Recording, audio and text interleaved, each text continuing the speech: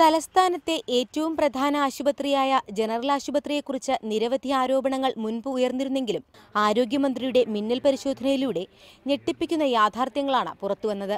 ശക്തമായ താക്കീത് നൽകിയാണ് ആരോഗ്യമന്ത്രി കഴിഞ്ഞ ദിവസം ജനറൽ ആശുപത്രിയിൽ നിന്ന് മടങ്ങിയത്.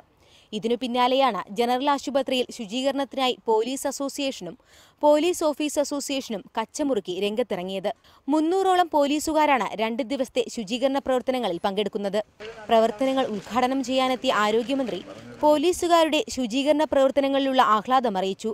പോലീസുകാർ ഇന്ന് ആശുപത്രി വൃത്തിയാക്കാനെത്തിയെന്നു കരുതി എന്നും ഇത് ഉണ്ടാവുമെന്ന് ധരിക്കരുതെന്നും ആശുപത്രി അധികൃതർക്ക് ആരോഗ്യമന്ത്രി താക്കീതും നൽകി. മുതിർന്നവരാണ്, ആശുപത്രികൾ എത്രയോ നാൾ ഭരിച്ച് ശീലമുള്ളവരാണ്. നമ്മളെല്ലാം കടലാസിൽ എഴുതി കൊടുക്കണോ ഈ ജീവനക്കാർക്കും ഉദ്യോഗസ്ഥന്മാർക്കും എല്ലാം? പക്ഷെ എഴുതി കൊടുക്കണം എന്നുള്ളതാണല്ലോ മനസ്സിലായത്. ഇത് പൊതുജനങ്ങൾക്ക് വേണ്ടി ചെയ്യുമ്പോൾ യാതൊരു ശ്രദ്ധയുമില്ലാതെ ചെയ്യുന്നവര് അവരെ പരിശോധിക്കേണ്ടതായിട്ടുണ്ട്. ഈ കുപ്പികൾ ആരാ മദ്യപിച്ചത് അന്വേഷിക്കാൻ പറഞ്ഞിട്ടുണ്ട്. വെറുതെ ഒന്നും വിടാൻ പോകുന്നില്ല കാര്യം കേട്ടോ. ഹോസ്പിറ്റലിനകത്തിരുന്നിട്ട് മദ്യപൻ അല്ലെ പിന്നെ പുറത്തുനിന്നിറങ്ങും മദ്യപിച്ച് കുപ്പി ഇവിടെ കൊണ്ടുവരാമെന്ന് കരാറേറ്റിട്ടുണ്ടോ? ആശുപത്രിയിൽ ഇന്നലെ ആരംഭിച്ച ശുചീകരണ പ്രവർത്തനങ്ങൾ ഇന്ന് സമാപിക്കും. റിപ്പോർട്ടർ, തിരുവനന്തപുരം.